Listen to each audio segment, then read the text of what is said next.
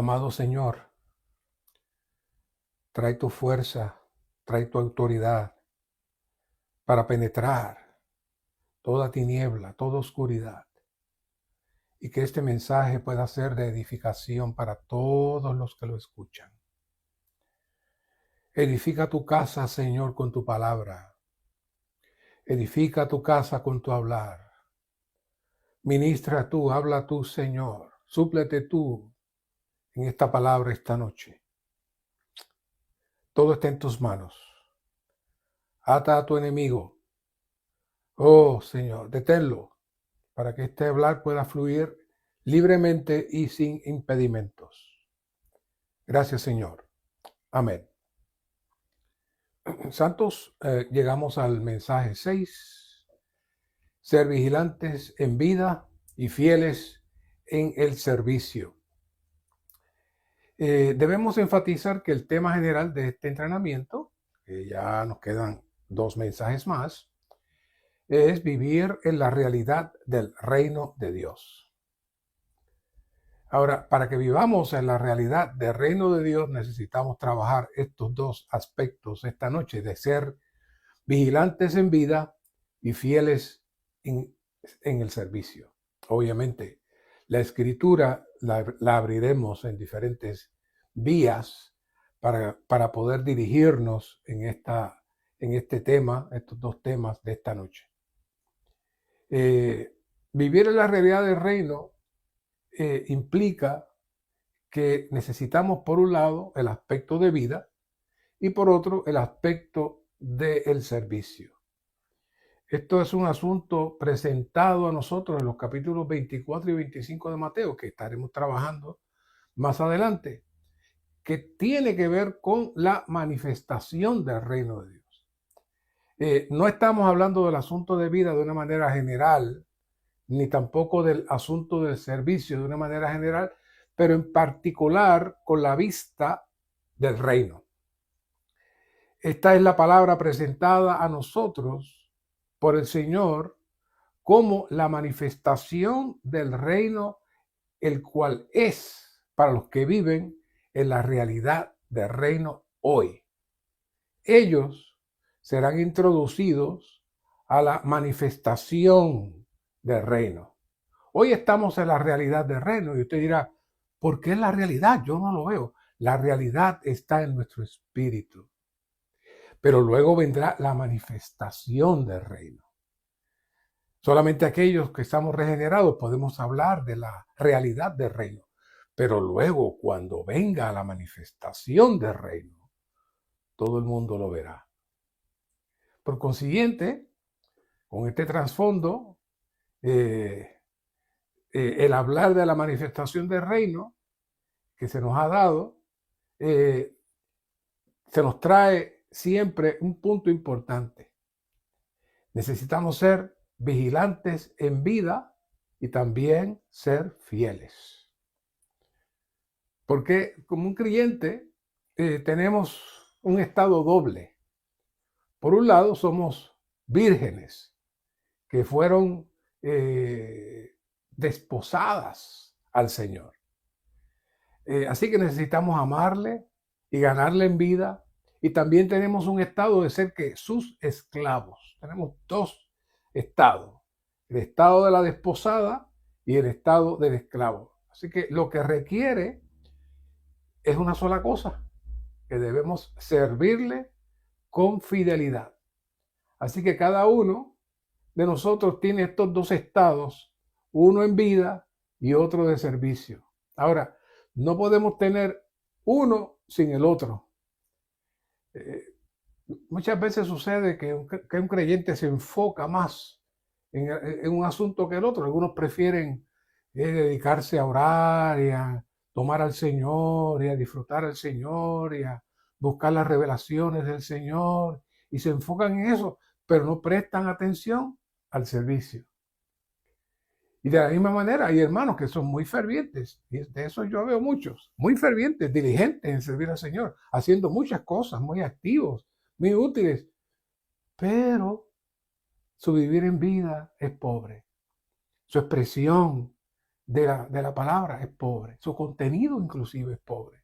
¿Por qué? Porque están tan ocupados sirviendo que no dedican tanto tiempo a disfrutar al Señor. Pero aquí en Mateo 24 y 25 vamos a ver estos dos aspectos porque se unen, mostrando que como creyentes necesitamos ambos aspectos, vigilantes en vida y también fieles en el servicio.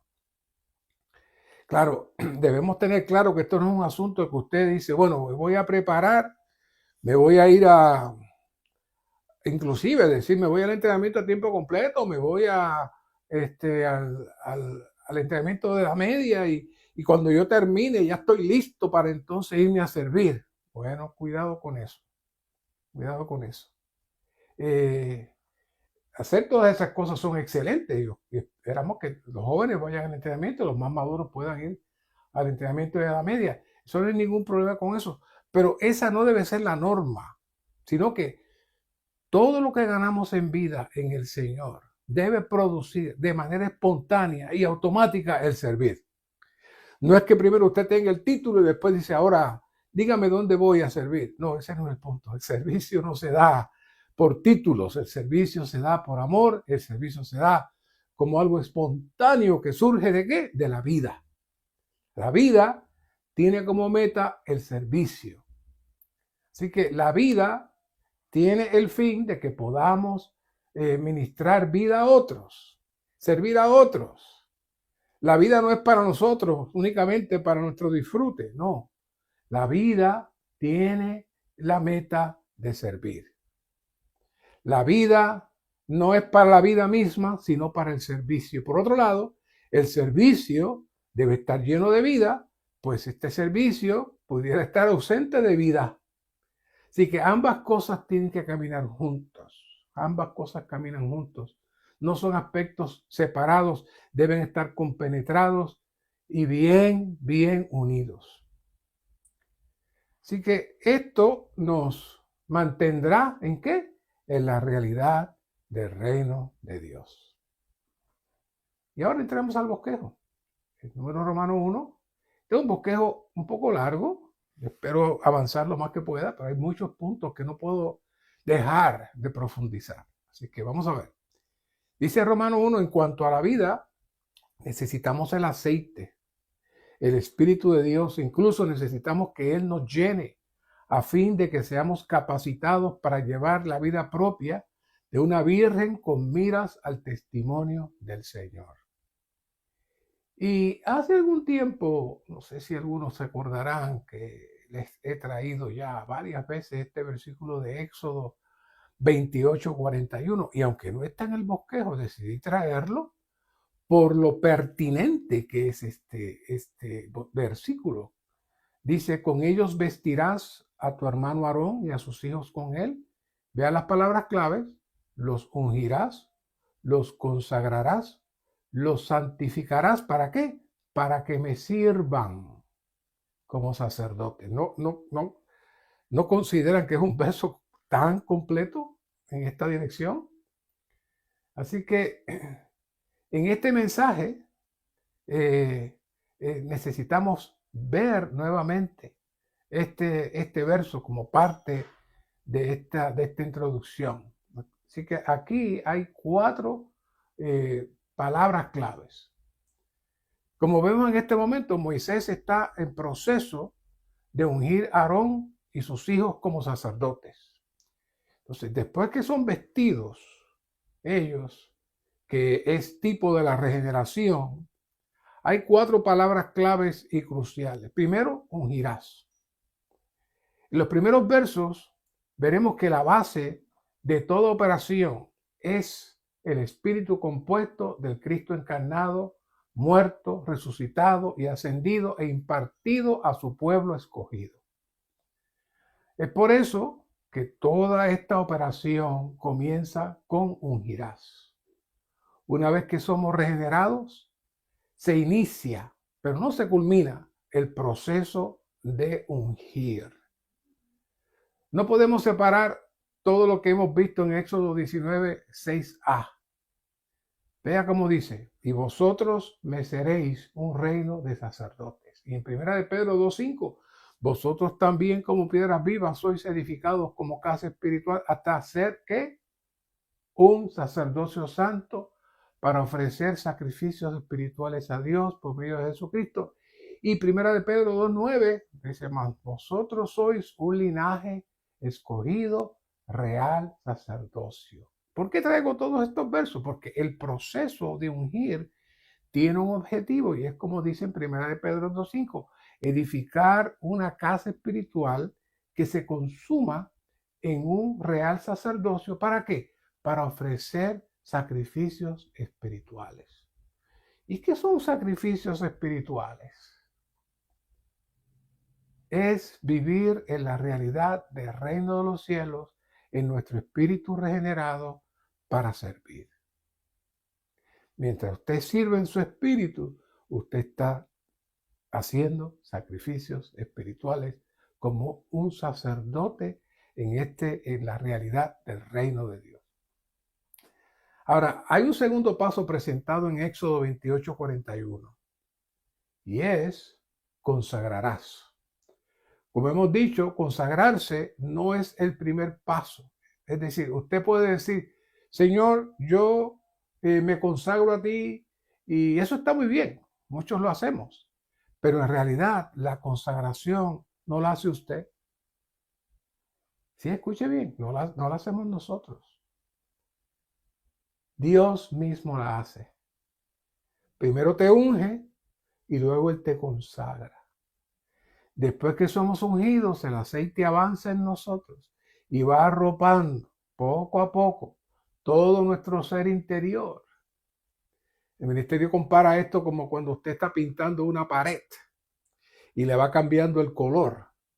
Este pintar va cubriendo todo nuestro ser viejo y es reemplazado por Dios mismo como vida en nosotros. Esto es consagrarse.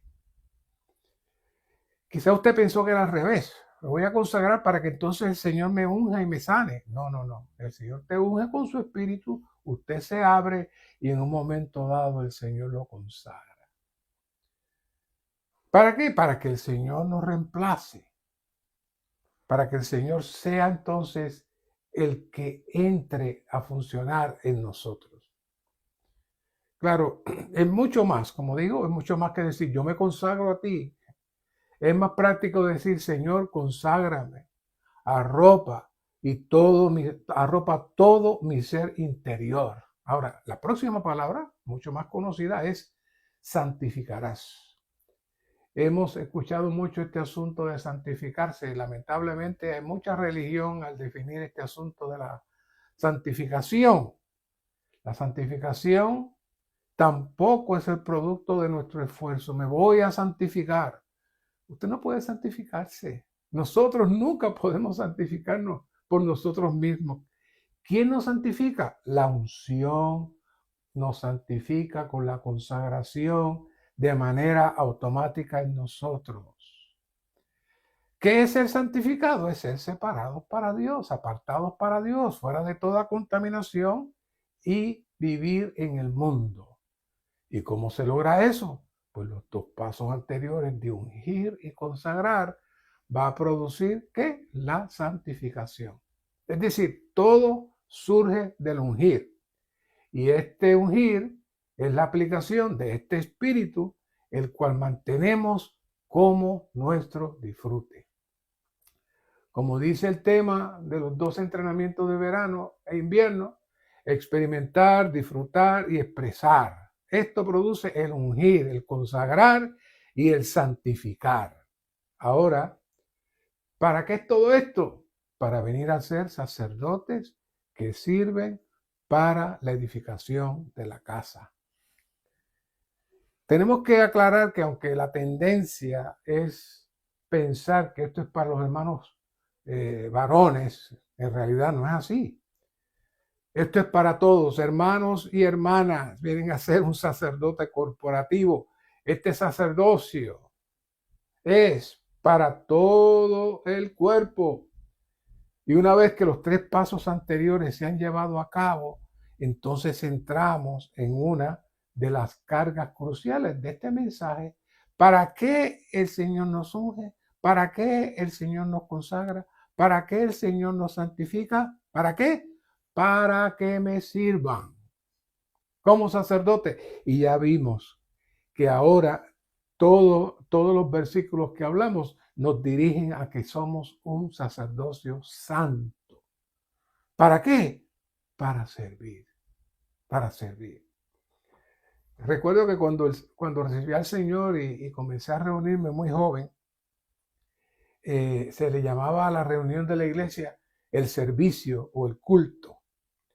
Y estuve llamándole así por muchos, muchos años, hasta que llegué al recobro del Señor, en donde podemos decir que cada palabra tiene una explicación y función conforme a las Escrituras. Fue entonces que me di cuenta que los hermanos no le llamaban, en el Nuevo Testamento, no le llaman en ningún lugar a la reunión de los santos ni culto ni servicio. Eso viene más bien de la influencia judía, obviamente el catolicismo también lo adopta y las denominaciones lo adoptan, pero estos dos términos de culto y servicio son del Antiguo Testamento y se refiere más que nada al servicio de los sacerdotes en el momento de hacer sacrificios, pero no aparece búsqueme usted en el Nuevo Testamento, que en las epístolas de Pablo, que Pablo diga, vamos, no deje de ir al culto. No lo va a encontrar. No lo va a encontrar. Pablo dice, no dejar de reunirse como algunos tienen por costumbre. ¿Cuál es la palabra? Reunirse. No obstante, conocemos el término servicio. El término servicio no lo utilizamos como para ir a la reunión, sino como el servicio de los sacerdotes con los sacrificios, no en términos físicos, sino los sacrificios espirituales que habla Pedro. Cada vez que servimos al cuerpo de Cristo, nos convertimos en sacerdotes sirviendo sacrificios espirituales para la edificación del cuerpo de Cristo. Ahora, debemos ser pacientes y amorosos con todos los santos nuevos que están en transición de entrar a participar de una manera activa con nosotros en la vida de iglesia. Debemos ayudar a los santos con amor y ternura, como me ayudaron a mí, hasta que ellos mismos puedan ir viendo todas las cosas en la comunión, no por regaños o correcciones públicas. No, eso no se hace aquí. Por lo menos no se supone que se haga. Pero regresando a la carga, después de vestir a los sacerdotes, ungirlos, consagrarlos y santificarlos, solo les restaba entrar al servicio. Nosotros, como los sacerdotes en el nuevo pacto, tenemos la misma función. Todos debemos entrar al servicio, no como en la vieja dispensación, sino en nuestro funcionar en armonía con nuestro talento, don y gracia, que veremos más adelante este asunto de la función con el don y gracia, la cual siempre estará bajo la comunión en el cuerpo. Como decía el apóstol en 1 Corintios 14:26, hágase todo para edificación.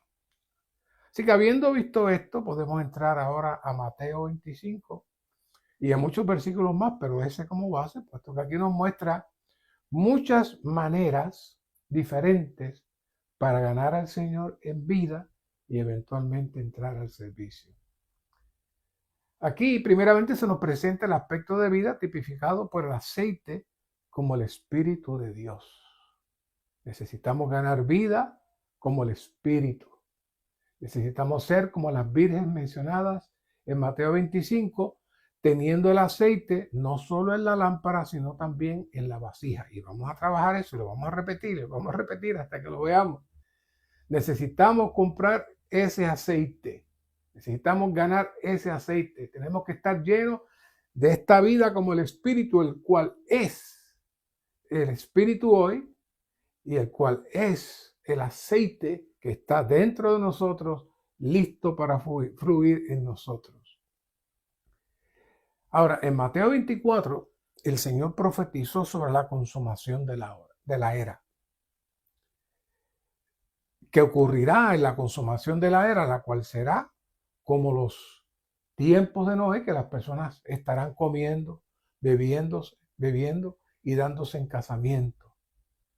Pero nosotros tenemos que estar vigilantes. Y siempre me gusta explicar este asunto de dándose en casamiento. No es que casarse sea malo, es casarse fuera de Dios. Es casarse sin propósito. Es casarse sin metas ni visión para la edificación de la iglesia. De esos matrimonios hay muchos y más divorcios después también hay. Claro, muchas veces esas parejas psicológicamente logran entenderse, pero la gran mayoría, desgraciadamente, no están dentro de la armonía y la dirección de Dios para edificar su casa. Dos hombres estarán trabajando en el campo, uno es llevado y el otro es dejado. Dos mujeres trabajando en un molino, una es llevada y la otra es dejada. Así que para eso necesitamos estar vigilantes, puesto que no sabemos cuándo puede llegar el Señor. Entonces, después de estos dos eventos, que no entré, sino solo estoy mencionando, que son una advertencia, luego entramos al 25. El Señor nos muestra la manera para vigilar, para que estemos listos y preparados. La primera parábola es la parábola de las 10 vírgenes, las 5 prudentes y las 5 insensatas. El énfasis de estas parábolas es el aceite. Esa es la clave aquí. Tener el suficiente aceite es la manera para ser vigilantes. Necesitamos ser impresionados con este asunto de vida. Necesitamos ser llenos para poder tener una vida de virgen para el testimonio del Señor. ¿Llenos de qué? Llenos del aceite. El punto A dice, entonces el reino de los cielos será semejante a 10 vírgenes que tomando sus lámparas salieron al encuentro del novio. Mateo 25:1. Primeramente vamos a prestar atención al inicio de los versos. Entonces el reino de los cielos será semejante. ¿En qué aspecto esta parábola es semejante al reino de los cielos? Como hemos mencionado ya en mensajes anteriores, el reino de los cielos es la operación de Dios dentro de una esfera que Él puede gobernar. Como sabemos, dentro del reino de Dios que cubre todas las cosas en presente, pasado y futuro, hay una esfera que le llamamos el reino de los cielos. Se llama así el reino de los cielos porque es la esfera en la cual se puede vivir en la atmósfera celestial, pero llevando un vivir normal en la esfera física de la tierra, donde en la vida de la iglesia estas vírgenes estas vírgenes representan nuestro diario vivir con miras al vivir del reino de los cielos. Por eso comienza así, porque toda esta parábola está dirigida a mostrarnos el vivir y el fluir del reino de los cielos. Así que todos los creyentes que han sido redimidos y regenerados, somos parte del reino de los cielos. Y en estas parábolas, por lo tanto, somos semejantes a estas vírgenes que nos hemos comprometido con Él para casarnos. Por eso en 2 Corintios 1:21 dice, y Él nos adhiere firmemente con vosotros a Cristo, que el que nos ungió es Dios. Vea cómo sigue hablando del asunto de la unción en 2 Corintios 1:25.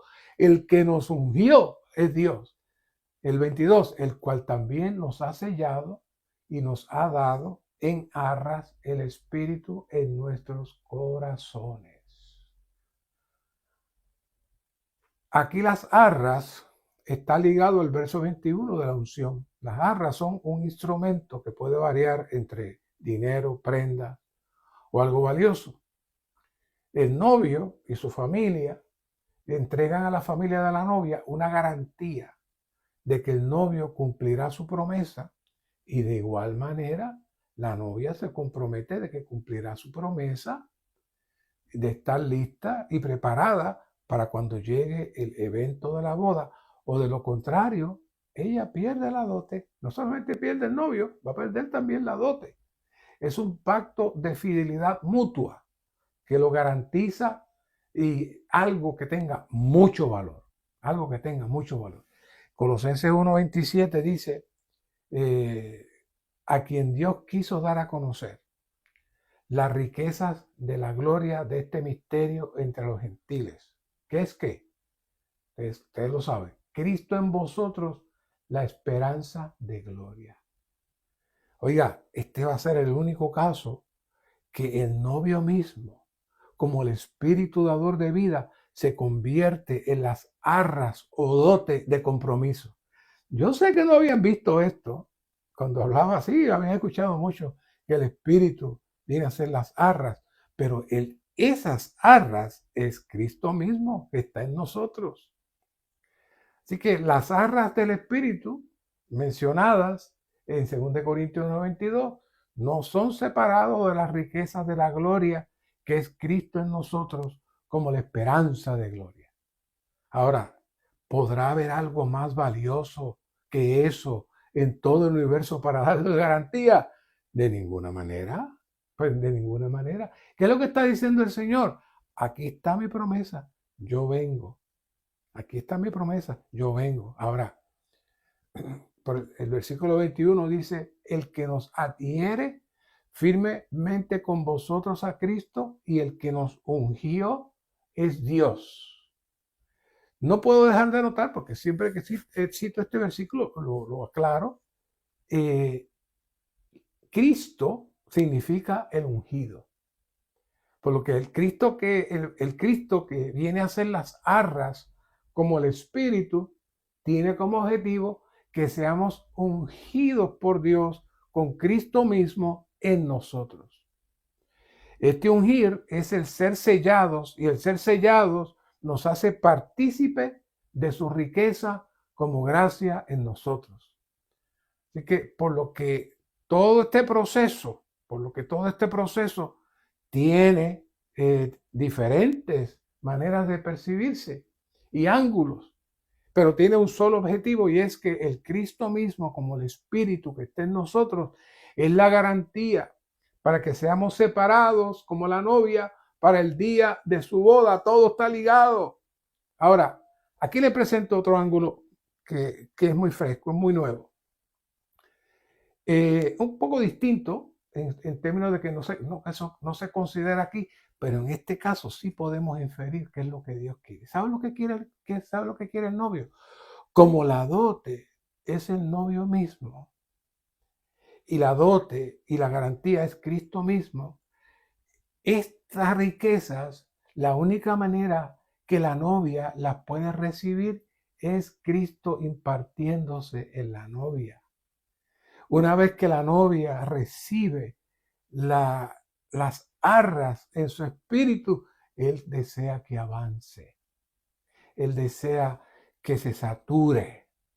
Para él, como el espíritu dador de vida, pueda entonces trabajar en la novia y producir muchos cambios en esa novia, para que se vista, para que esa novia se vista de lino fino, como dice Apocalipsis. Y ese lino fino son ¿qué? Las acciones justas de los santos. Y ya hemos hablado muchas veces que siempre que usamos la palabra justos, no se refiere a que usted sea una persona honesta y que haga las cosas en justicia humana, sino que la justicia es Cristo mismo como nuestra justicia viviéndose en nosotros, para que entonces podamos vivir ¿en dónde? En la realidad del reino de los cielos. Para eso es que el novio se hace las arras entre nosotros, pero ahora no solamente la novia posee las arras, sino que ahora la riqueza completa deben fluir y deben entrar a la novia de tal manera que cuando el novio llegue, el novio pueda identificar a la novia, porque la novia y el novio son una sola cosa. Así que este Cristo todo inclusive, por un lado, es la dote de gran valor con toda su riqueza, pero por otro lado, como he dicho, Él desea que la novia sea llena, saturada, con toda la riqueza, para que venga a ser exactamente igual a Él. Ahora, cuando entramos a las 10 vírgenes, vemos que unas satisfacieron la demanda del Señor, la demanda del novio, pero otras no. Unas satisfacieron la demanda, pero otras no. Aunque ambas eran novias, tenían dentro de ellas la experiencia de la dote, porque eran salvas, ellas no se llenaron en su alma de las riquezas dadas por el novio en su espíritu. Así que aquí el punto 1 dice, las vírgenes representan a los creyentes vistos desde el aspecto de la vida. Los creyentes son el pueblo del reino, son como vírgenes puras quienes llevan el testimonio del Señor. La lámpara en la era oscura y salen del mundo al encuentro del Señor. Pero esto no solo necesitan que el Espíritu Santo muera en ellos, sino que también las llene. No solamente que estén en nosotros, sino que también las llene. Las arras llegan, pero tienen como objetivo que nos llene para que tenga entonces el efecto de que el novio nos pueda recibir. Así que, volviendo a repasar un poquito. Como mencionaba por un lado, Él se deposita como la garantía de alto valor en nosotros, pero por otro, Él desea que nosotros nos abramos para que Él pueda avanzar y saturarse Él mismo en nosotros. Estas vírgenes son las que llevan el testimonio del Señor.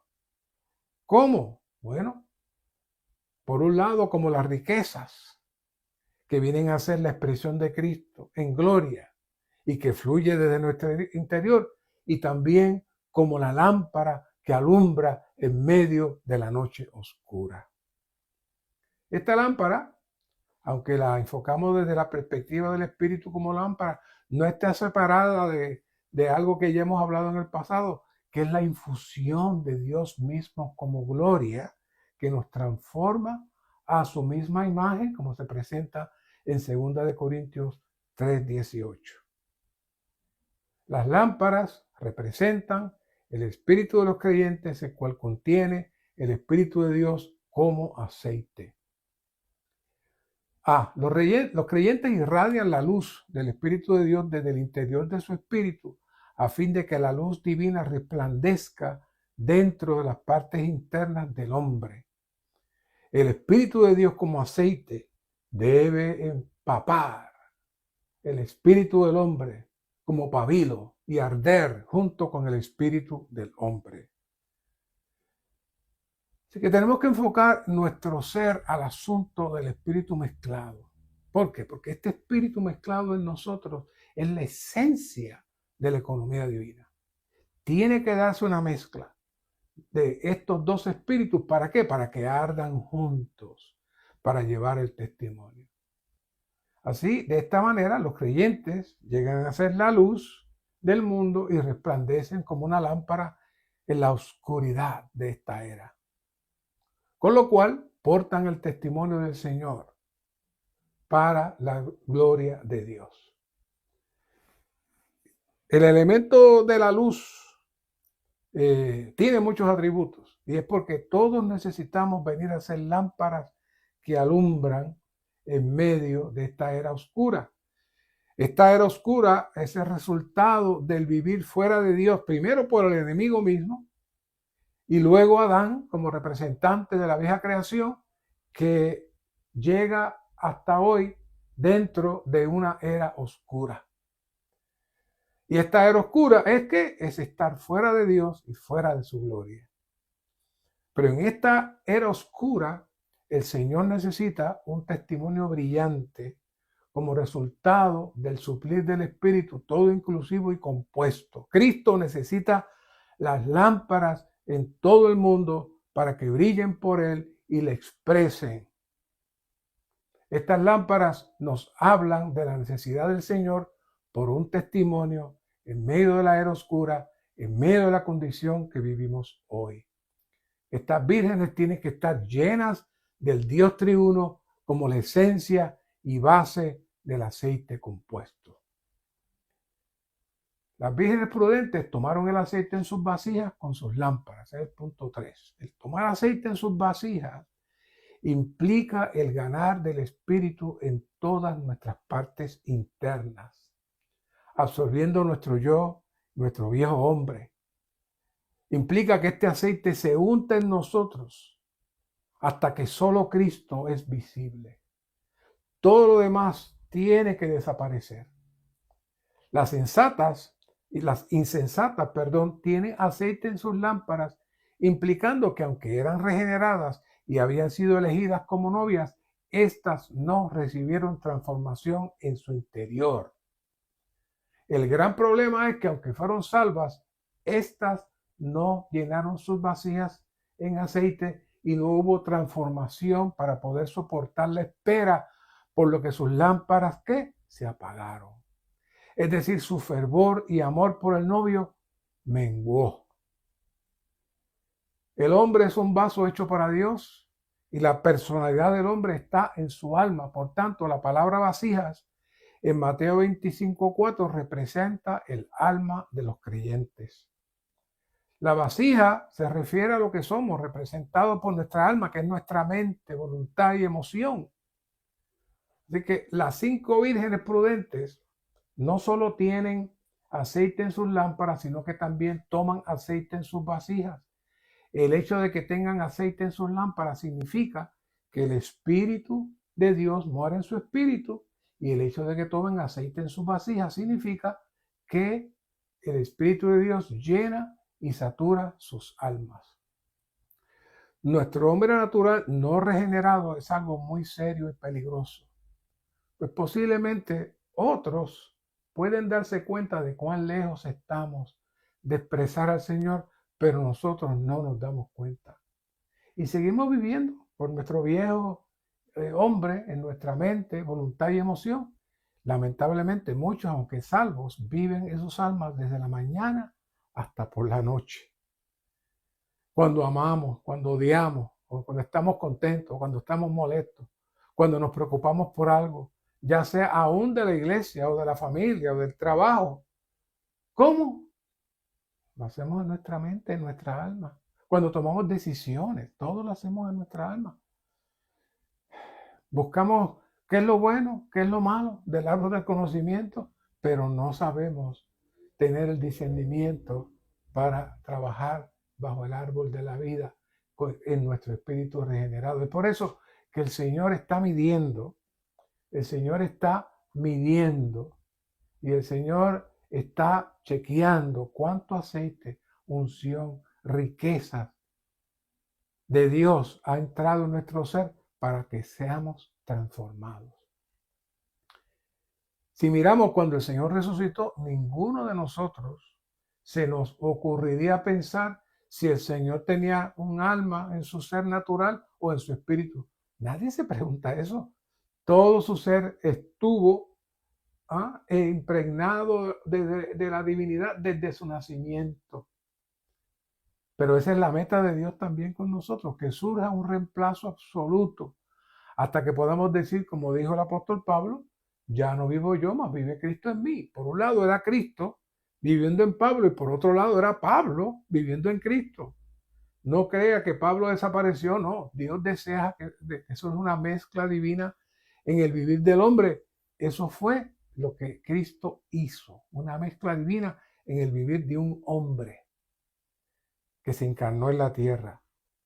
Las vasijas en este Mateo 25 nos habla de la expresión del alma de estas vírgenes, es decir, su mente, voluntad y emoción.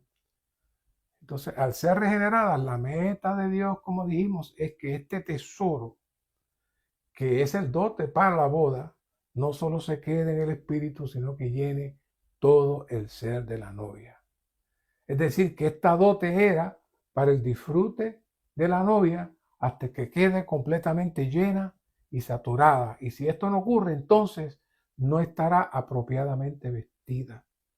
Las vírgenes prudentes no solo tomaron aceite en sus lámparas, sino en sus vasijas, es decir, en sus almas, en sus partes internas de su ser, que son las partes más cruciales para, para que surja el reemplazo del viejo hombre al nuevo. Por eso que Pablo en Gálatas 6:15 nos dice, porque ni la circuncisión vale nada, ni la incircuncisión, sino una nueva creación.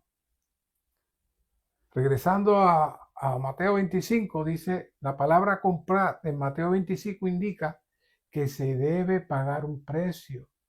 Ser lleno del Espíritu Santo requiere que paguemos un precio, tal como renunciar al mundo, tomar medidas con respecto al yo, amar al Señor más que todo y estimar todas las cosas como pérdida por causa de Cristo. Si no pagamos este precio hoy, tendremos que pagarlo después de ser resucitados. Para adquirir el aceite durante toda nuestra vida cristiana hay un precio que pagar. Durante nuestra vida estaremos expuestos a muchas experiencias y situaciones para que aprendamos a comprar aceite. Y haciendo una pequeña paradita aquí, ¿saben? Por mucho tiempo he estado evaluando esta situación entre las vírgenes. Como vimos en estos versos, Mateo 25:8, y las insensatas dijeron a las prudentes, dadnos de vuestro aceite, porque nuestras lámparas se apagan. El 9, mas las prudentes respondieron diciendo, podría ser que no haya suficiente para nosotras ni para vosotras, ir más bien a los que venden y comprad para vosotras mismas. El 10, pero mientras ellas iban a comprar, vino el novio, y las que estaban preparadas entraron con él a las bodas y se cerró la puerta. 11, después vinieron también las otras vírgenes, diciendo, Señor, ábrenos. Mas él respondió y dijo, de cierto digo que no os conozco. Velad pues, porque no sabéis el día ni la hora. Ese versículo 12, 25, 12, muy impactante. Eran salvas. Habían recibido al Señor. Pero el Señor le dijo, de cierto que no os conozco. ¿Por qué? Porque habían vivido toda su vida en su alma. Y no permitieron que el Señor las arropara. No aprovecharon la dote de riquezas que Dios les dio y se entretuvieron en las cosas vanas del mundo y el Señor no las conoció. Así que al esto ser una parábola, no podemos pensar en un evento para el futuro, sino en una ilustración para el presente, para nuestro diario vivir hoy. Por ejemplo, si pensamos que estos versos se refieren a un evento para el futuro, entonces, ¿a dónde fueron a comprar las vírgenes aceite? Si en ese momento ya sería la postrimería de la gran tribulación, antes de que Cristo regrese, no hay a dónde ir a hacer nada. Durante la gran tribulación sí estaban los dos testigos y hay oportunidad posiblemente hasta de dar la vida por el Señor. Pero una vez que Cristo regrese, ya no hay más oportunidad de nada. Ese evento tiene que tener un alcance más práctico para nuestro diario vivir.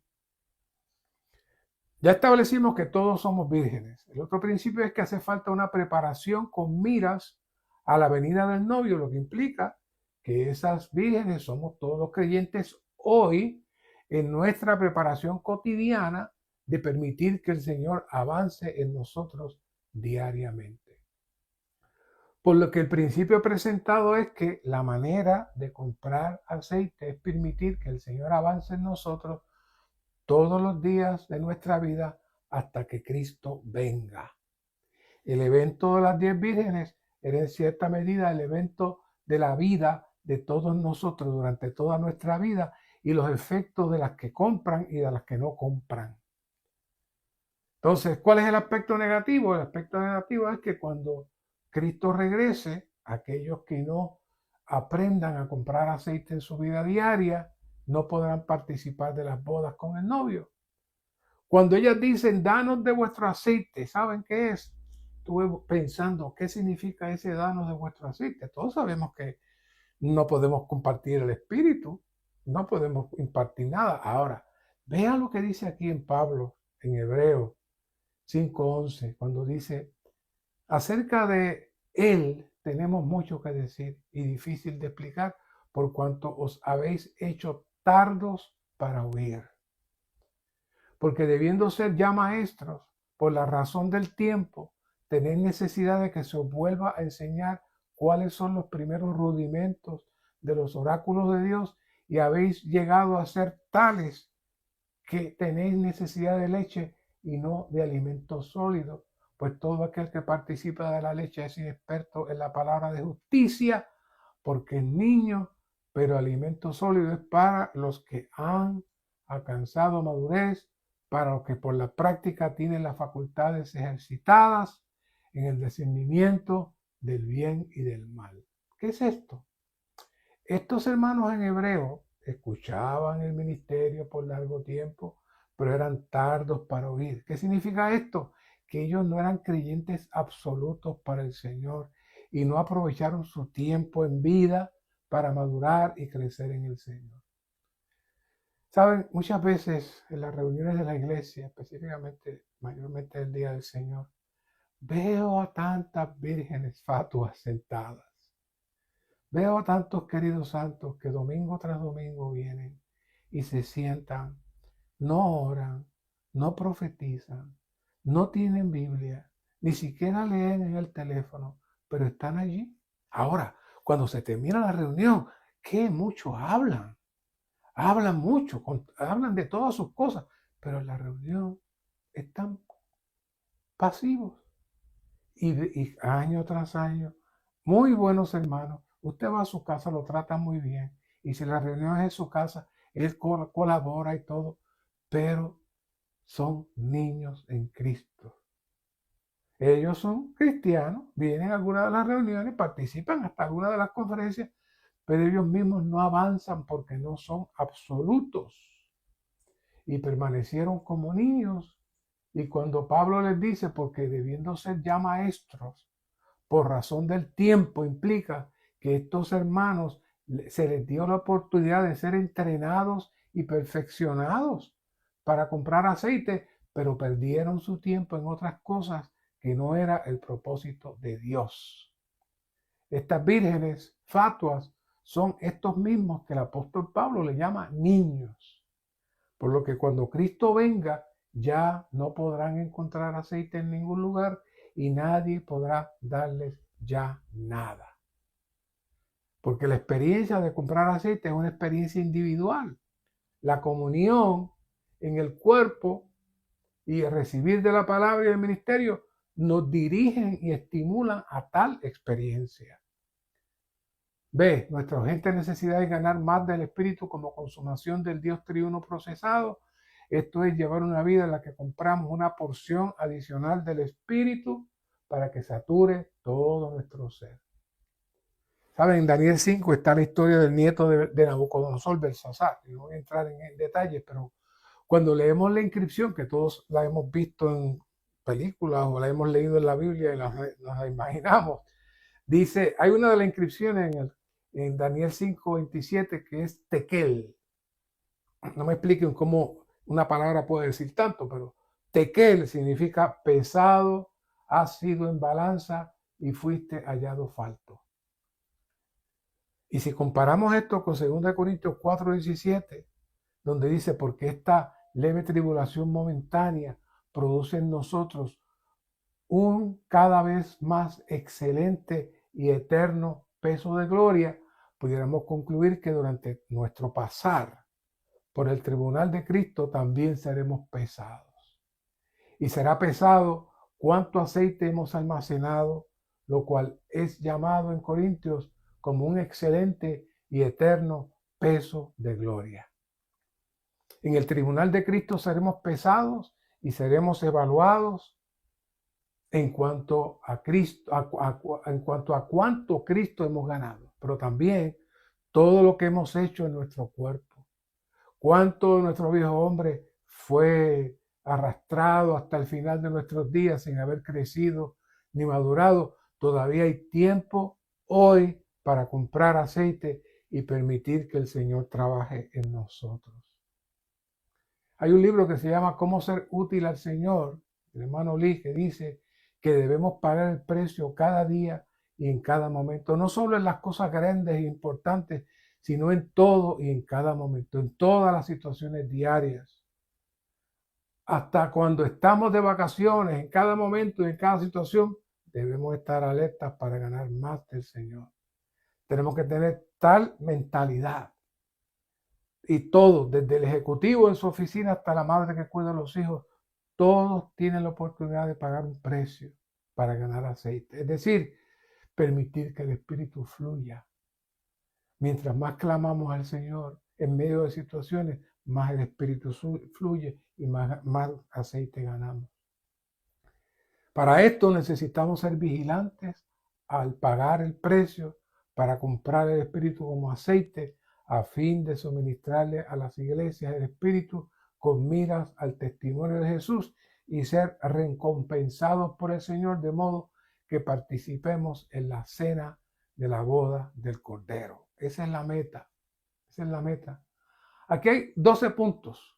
No tengo mucho tiempo, pero se los voy a leer y explicar brevemente algunos y luego seguimos. Aquí hay 12 puntos de cómo pagar el precio para comprar aceite. Punto número 1. Necesitamos amar al Señor más que todo, teniendo abiertos nuestros ojos para ver su preciosidad suprema. Si estamos mirando el valor del Señor y apreciamos el valor del Señor, no hay nada que nos pueda distraer. Necesitamos tener tal aprecio por el Señor. 2. Necesitamos estimar todas las cosas como pérdida por amor de Cristo a fin de ganarlo a Él, ser hallados en Él y conocerlo a Él. Necesitamos disfrutar al Señor en la palabra cada día temprano en la mañana para tener un nuevo comienzo cada día. Estas son experiencias prácticas de nuestro diario vivir. Pero necesitamos amar al Señor. Necesitamos buscarle. Si usted no tiene anhelo por Él, no aspire a ser la novia entonces. Entonces, ¿qué va a hacer usted? Lamentablemente no va a ser útil para el Señor. Necesitamos tomar medidas con respecto a los pecados de forma exhaustiva. Claro, me gusta siempre hablar de que el mayor pecado que inicia todos los pecados y todos los problemas es cuando estamos fuera de Dios. Aun si usted considera que no ha cometido un pecado identificable, el gran problema es cuántas cosas buenas hacemos fuera de Dios. Dios no tiene un detector de pecados grandes y de pecados pequeños, no. El pecado surge por nuestro pecado global, que es estar fuera de Dios. Por eso es que hablamos de estar en nuestro espíritu. De eso hablamos de tocar nuestro espíritu. ¿Por qué? Porque eso nos ayuda a estar en Dios. Necesitamos permanecer en la comunión con el Señor todos los días y a cada hora. Punto 5. 6. Necesitamos redimir nuestro tiempo y usar nuestras energías para ser saturados y empapados de la palabra santa de Dios. Si usted le agarra el apetito a leer la palabra, a escuchar los mensajes, le aseguro que su apetito se abrirá y cada día usted podrá entrar. De lo contrario, entonces usted se va a llenar de muchas cosas que no son Dios. Para eso, punto 7, necesitamos ser vigilantes, estar alertas en cuanto a nuestra vida de oración, redimiendo nuestro tiempo para orar. Ahora, la oración es otra esfera que también debemos ser salvos de toda religión. Pablo fue claro y preciso cuando nos dice en 1 Tesalonicenses 5:17, orad sin cesar. En Efesios 6:18, con toda oración y petición, orando en todo tiempo en el Espíritu. Si usted espera a tener el momento más callado y tranquilo y silencioso para orar, está acabado. Le van a surgir 1000 cosas. Necesitamos practicar la oración de Elías. En hebreo, cuando habla de que Elías oró, está diciendo que Elías oraba la oración. Es decir, Elías estaba en un contacto constante con Dios y podía percibir la carga de Dios y ahí Elías oraba. Es decir, su contacto con Dios le permitía percibir lo que Dios deseaba en cada momento. Esa es la oración que Dios está buscando. No es tanto, sí es bueno también de vez en cuando aislarse y estar solito, pero en 24 horas al día, Pablo dice, orad sin cesar, no dice, ora cuando llegues a tu casa, ora, vete a un monte alto y enciérrate por allá. No, orad sin cesar. 8. Necesitamos redimir el tiempo en estos días malos para ser llenos en el Espíritu al hablarnos unos a otros con salmos, himnos y cánticos espirituales, al dar gracias al Señor en todo tiempo por todas las cosas y al estar sujetos unos a otros en el temor de Cristo. Yo disfruto mucho hablar del Señor con los santos. A veces están aquí en mi casa y están haciendo tareas y haciendo diferentes cosas, pero si hay la oportunidad, introducimos una palabra, inmediatamente se enciende la atmósfera. Con el hablar del Señor se enciende la atmósfera. Necesitamos hablarnos los unos a los otros. No deberíamos contristar al Espíritu Santo de Dios a la palabra. Y esto parece raro que lo estemos leyendo porque estamos hablando de hermanos santos, pero dice aquí, no deberíamos contristar al Espíritu Santo de Dios al hablar con palabras corrompidas y podridas, nocivas, ofensivas o que no tienen valor alguno.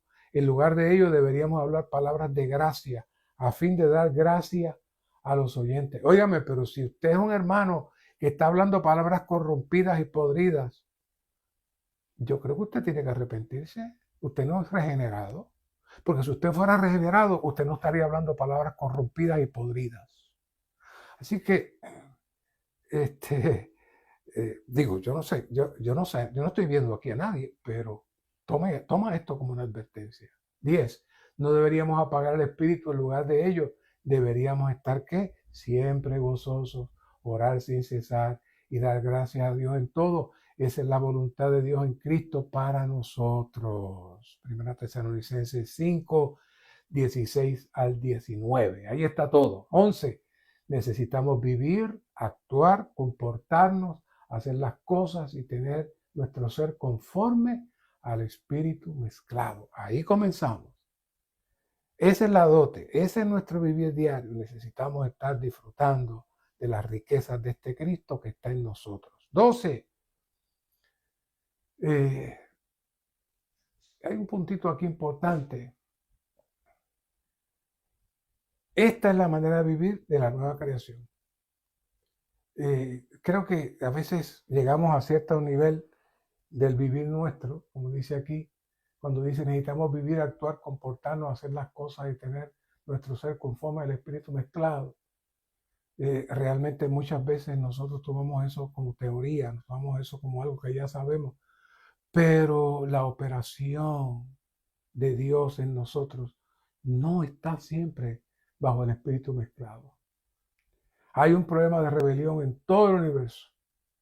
Y después de la pareja que fracasó, todo el mundo cayó bajo el poder del maligno porque todo el mundo entró en la atmósfera fuera de Dios.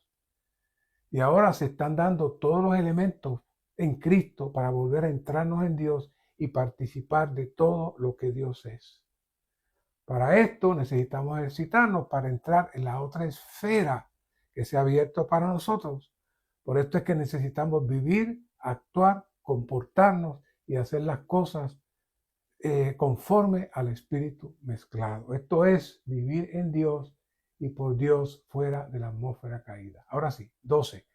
Necesitamos ser llenos de la abundante suministración del Espíritu de Jesucristo. Esta es una conexión con la anterior, como suministro del cuerpo de Cristo a fin de vivir a Cristo para su magnificación. Y ya sabemos que esta es la dote que está fluyendo, las arras que están fluyendo en nosotros. Romanos 2, estamos terminando. En cuanto al servicio, en cuanto a la obra, necesitamos el talento, el don espiritual, a fin de ser equipados como buenos esclavos para realizar lo que el Señor quiere realizar.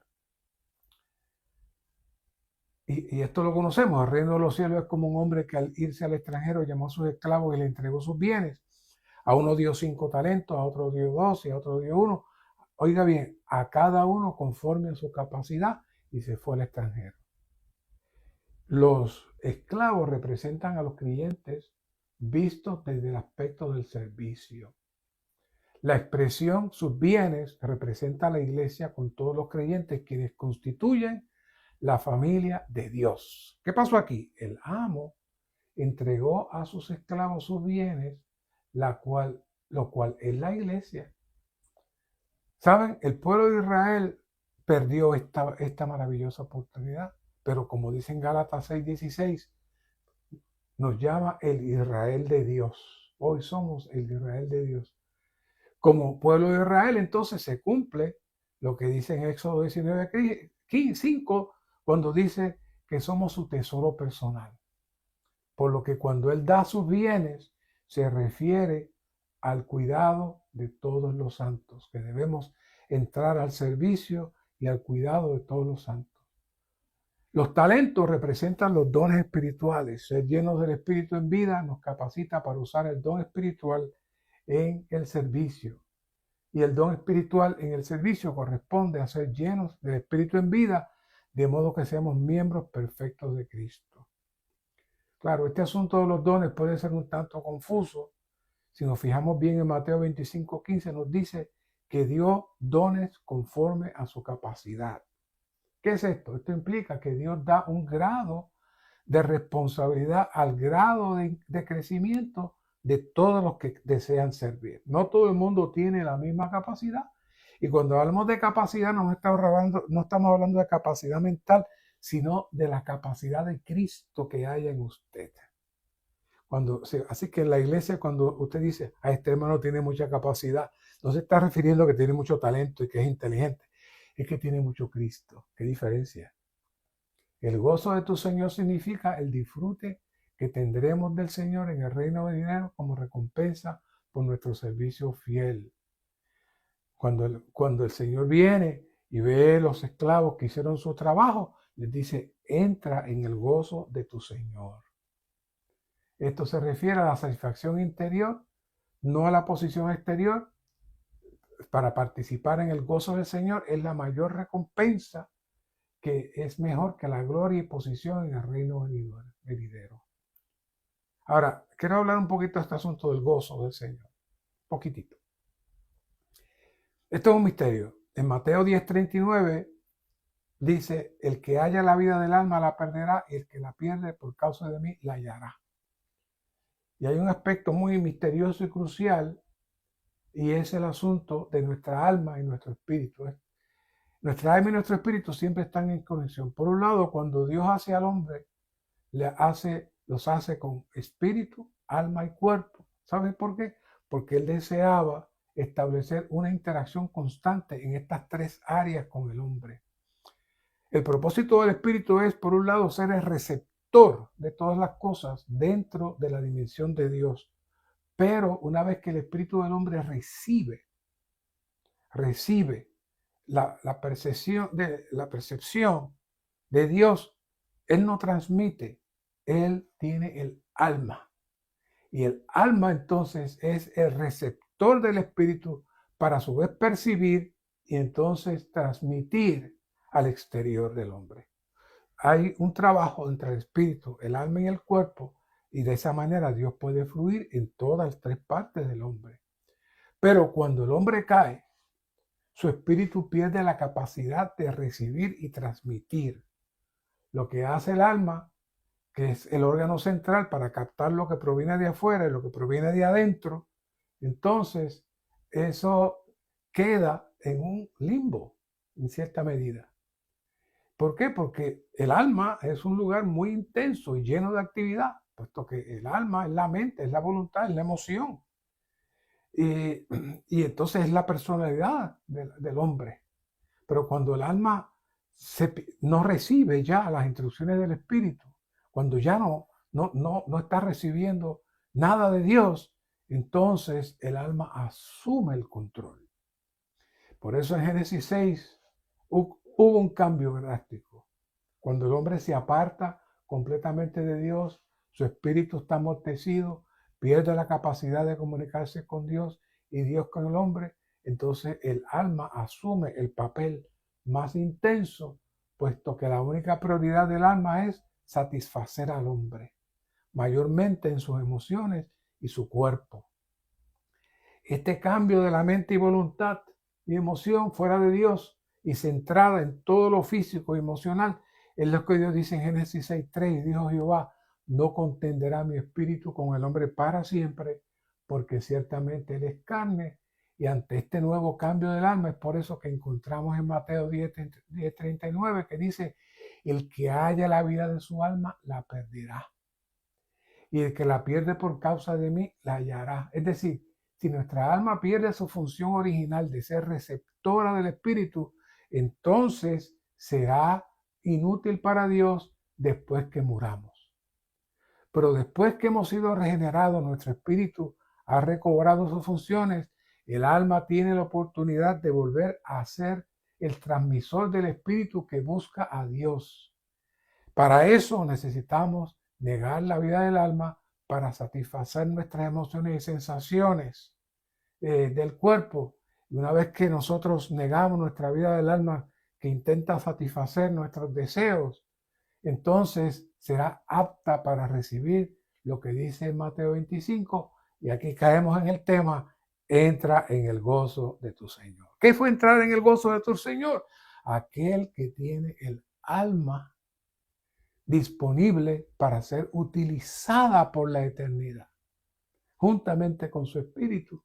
Entonces podrán entrar en el pleno disfrute del Señor en las bodas. Pero quien no haya negado la vida del alma y su alma esté atrofiada y su espíritu esté atrofiado, entonces sencillamente no cualifica para entrar a las bodas. Esto es muy serio, muy serio.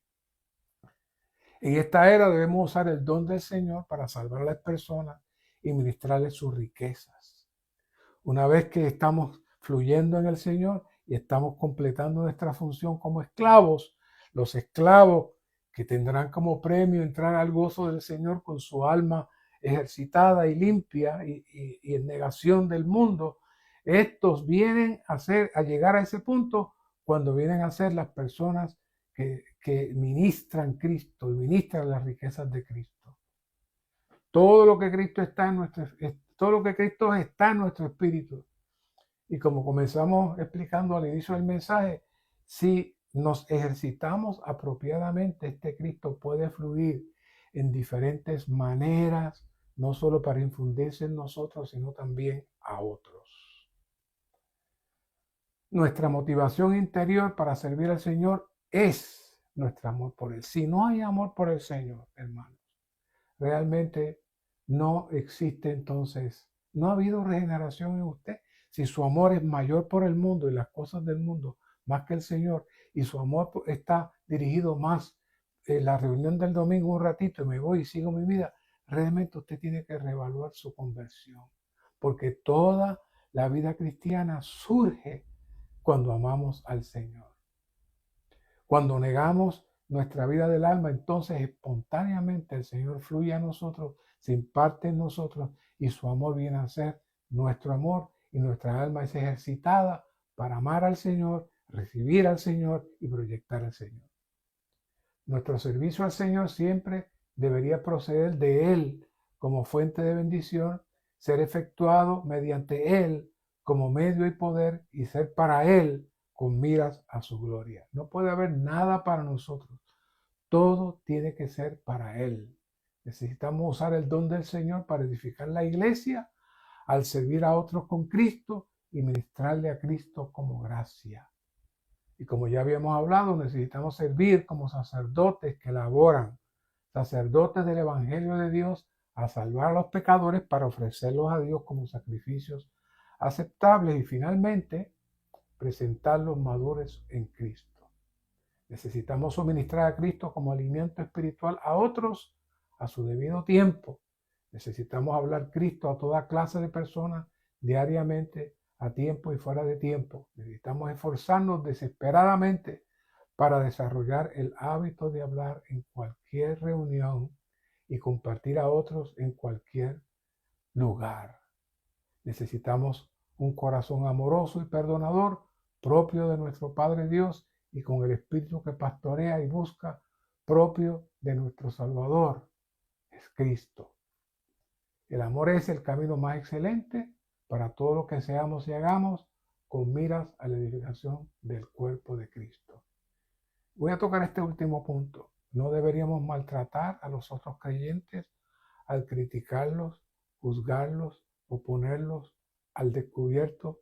Más bien deberíamos amonestar a los que andan desordenadamente, consolar al pusilánime, los de poco ánimo, sostener a los débiles en espíritu, alma o cuerpo, o los débiles en la fe, y ser longánimes para todos. Necesitamos ser cuidadosos. Muchas veces nosotros sentimos que tenemos mucho conocimiento de la palabra, que sabemos todos los versículos, y a veces en medio de la reunión un hermano comete un error y rápidamente abrimos la boca y lo criticamos o lo tratamos de corregir. Esa no es nuestra función en el cuerpo de Cristo. Si un hermano comete un error, espera que finalice la reunión y si es posible busca a otro hermano y le dice: hermano, con amor quiero decirte que dijiste esto y esto y esto y que te quería corregir para que sepas. Esa sería una buena manera.